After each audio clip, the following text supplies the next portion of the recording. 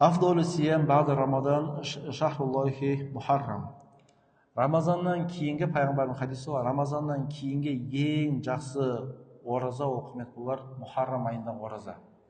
Қайда ораза құрметті болар? Мухаррам айы. Ол қайсы бізде? Ашура күні ғой. Бізде мұсылмандардың ең алғашқы айы қайсы бізде? Мухаррам айы. Соның 10-шы күні ораза ұстау ең жақсы амал екен. Неден кейін құрметті болар? Рамазаннан кейін. Сосын жалғастырады. Афдолу салатил баъда фариз салатул лейл.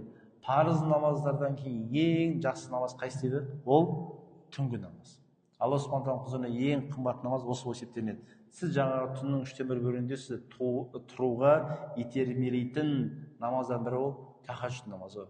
Пайғамбарымыз саллаллаху алейхи ва саллям қасында бұл нәпіл уәжіп болса, парыз болса, бізбен сіздерге бұл құрметті балалар нәпіл және сүннет амал есептелінеді. Тұрсаңыздар, бірақ Алла тағаланың құзырына үлкен көп сауапқа иншалла кенелесіздер. Қарыңыздар, ары қарай айтады. Не үшін бұл кезде тұрады? Өйткені түнде құрметті балалар, адамның құрметті балалар екі сауапқа кенеледі дейді.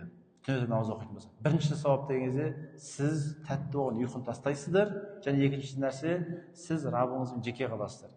Және түнгі намаз басқалардың ерекшелігі, өйткені түнгі намазда адам риядан алыс болады дейді.